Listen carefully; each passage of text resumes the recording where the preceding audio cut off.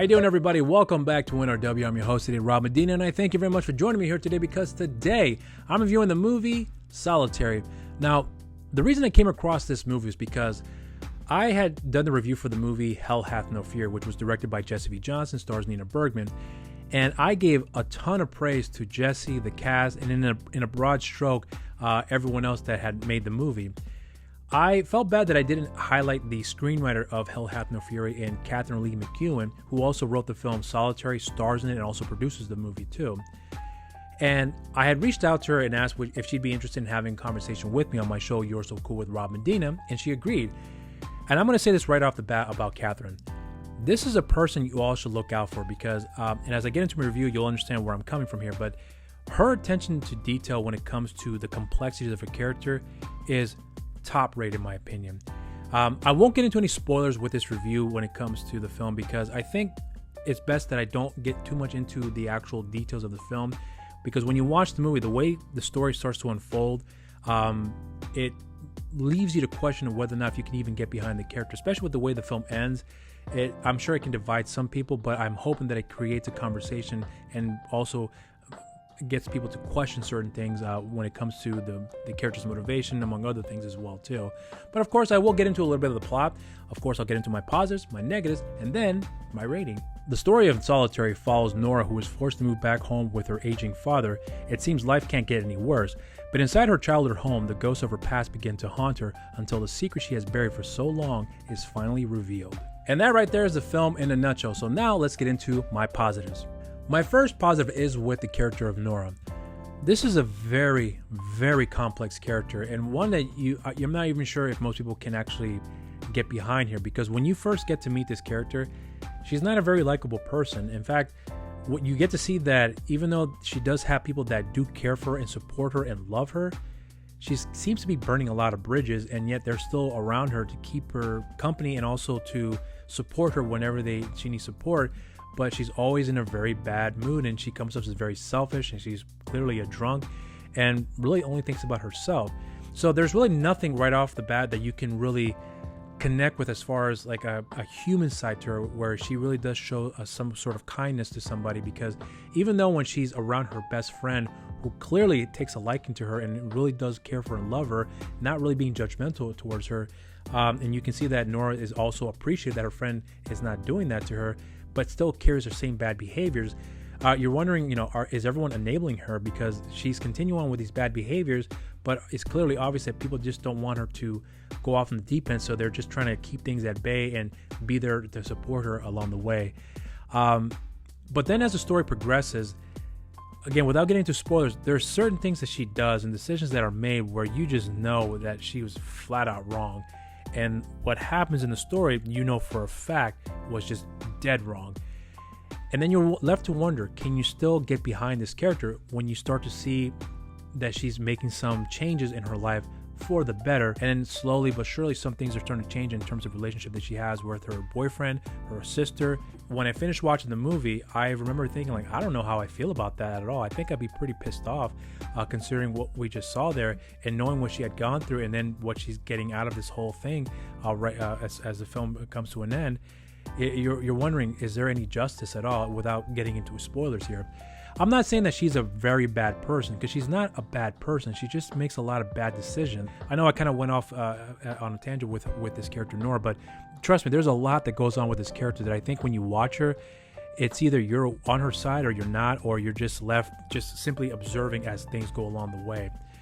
Now, the next positive I want to point out here is under the direction of Sasha Crane, who is Catherine's husband. I think he did a fucking fantastic job when it comes to directing this movie, because what I appreciate about this film was that he lets the camera sit still and just let things play out, and it never comes from a perspective like a standard cinematic approach where you have the camera angled a certain way to make it feel like a movie. It really does come across as someone is in the room just watching it from a spectator standpoint, and you're seeing how things are unfolding in front of you, and you're just left to wonder what the fuck's going on. And I mean that in a positive light. So the approach that he took with this film and just letting things play out the way they do and not have too much shaky camera, because there's virtually none of that in this movie, with the exception of one scene, which was never distracting by any means, but it actually fit for that particular moment in the movie, where when you let things play out, it sinks in with you on how things start to unfold. And I think that attention to detail, to just let the things happen the way they do, is very fulfilling, and you really get a better understanding of what's going on. Because if you have these quick cuts and these certain angles to kind of give it a different feel to it, not really letting the reality sink in, I think it can deter the enjoyment factor, at least for me, to really appreciating the story and really understanding what's going on and having things unfold, so that way you can really see for what's happening for what it really is. I think that works very well for the movie. The other positive I want to point out has to do with the way the film is shot, as far as the cinematography is concerned, and the lighting, the look of the film overall.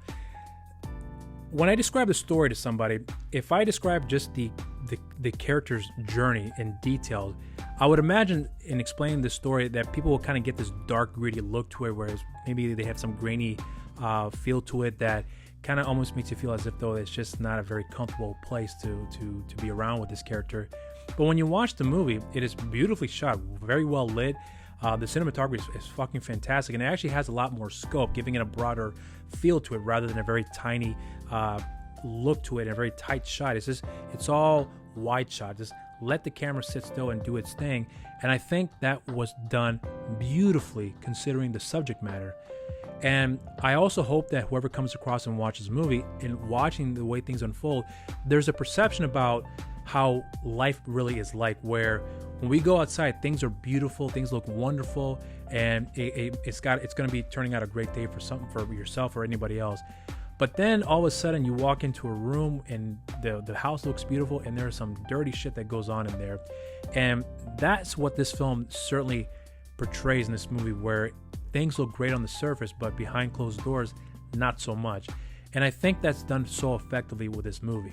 I want to highlight the actress Serena Taylor, who plays the older sister to Nora, Catherine McEwen's character, in Shannon. In real life, these two are good friends. I think they're best friends, if I'm not mistaken. And when you watch this movie, the fact that they're playing basically polar opposite characters of each other, where they're obviously are very much at odds with one another, and they're constantly in conflict. It's beautiful how they've done that, and to make it very believable as well too. I know it sounds kind of cheesy when I say it like that, but it's true though, because when you watch the movie and you see where these two characters are coming from, the perception of the character Shannon, where she was obviously the favorite of the two, because Nora was more the rowdy one, and Shannon was more of the good old schoolgirl, if you will, the good girl at home. And she was very well accomplished. She's a very successful lawyer, has obviously made a lot of money, and she's in a position of power, if you will, where she's able to get certain things done that Nora can't accomplish at all on her own. So there's certainly there's that polar opposite of the spectrum, where you see where one character is very successful in as far as life is concerned, and having a good job, a good home, loving family, so on and so forth. But she's very much at odds with her sister, but yet she's out there to look out for her sister, along with her father as well too, who is in need of a nurse, and there's a whole side story about that as well. That you can see this character is carrying a lot of responsibilities, and yet somehow manages to get the job done. There's a lot that you can take from that character, and the way that Serena portrays her is beautiful in my opinion.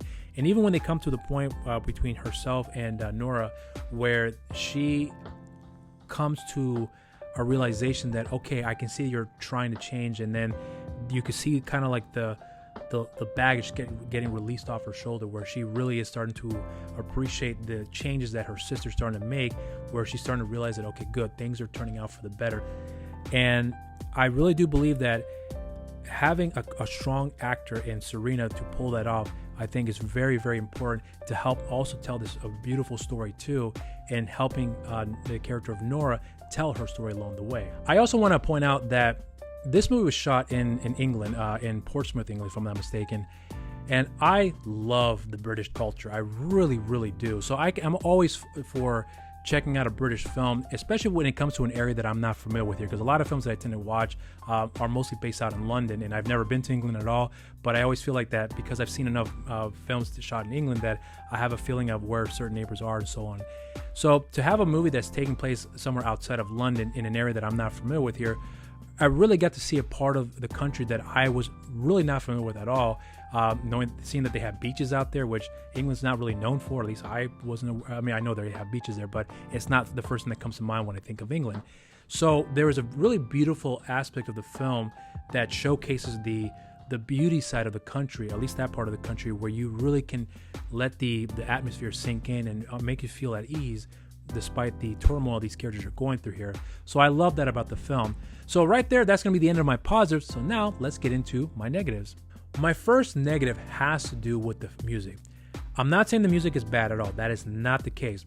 But the reason why I'm pointing this out here is because the film is composed by Roger Taylor. For those who don't know who Roger Taylor is, he's the drummer of Queen. He wrote a lot of great songs with the band, and I believe he also just had a new album that was released fairly recently called Outsider, which I heard good things about, but I've never had the opportunity to listen to the album just yet, but I do intend on doing so down the line. But I'm pointing this out as a negative because when I watched the movie, I actually never really noticed the music, with the exception of like certain songs that are cued in here and there, which are very noticeable. But as far as the score is concerned, never really grabbed my attention. And I'm not saying he was bad in doing that. It wasn't that, but there's something about the song, the composition of the score that I just never really noticed. And I've seen the movie 3 times, and each and every time I never really took notice of the music. It was almost like it was just in the background where it was there, but I never really had that impact. But because the story was so good and the film was so well directed, well acted, that it never really occurred to me to even think about it. So I'm not sure if that was intentional when it came to the score and the approach they wanted to take with the music in this film, but I just noticed that it wasn't something that I took notice of at all. So I hope this, when I'm saying this here, it doesn't really come off as saying that it needs to be better. That's not what I'm getting at, but I did notice that with a wonderful musician in Roger Taylor, I really thought we're gonna get more out of it here with this movie. The last negative for me actually has to do with the fact that the film's too short.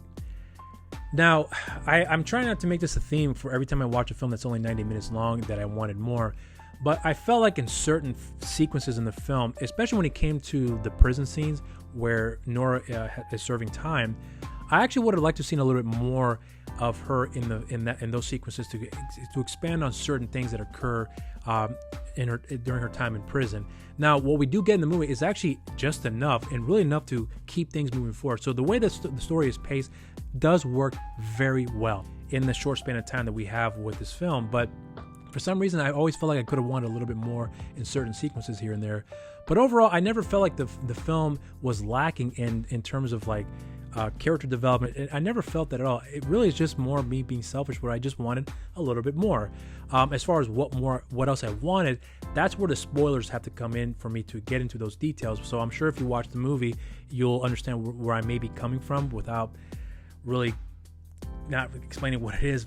So maybe it's not the best way to me to end this negative here, because it's just really just selfishness that I wanted more. That's pretty much it. But now let's get into my rating.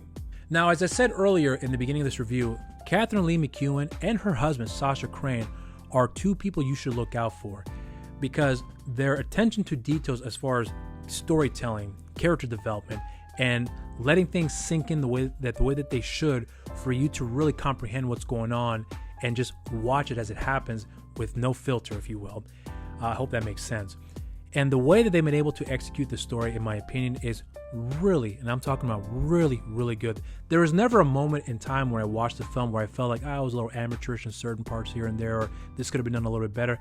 I never really got that at all, with the exception, I think, of the music, where I felt like I would have liked to hear a little bit more. But again, because the story was done so well, that I really do believe that these are people that you should be looking out for, because with my conversation with Catherine, she did reveal that she was working on another project that she has written, that she's also starring in, that's also going to be directed by her husband, that will also be taking place in England, in her hometown, in, I believe, in Redcar.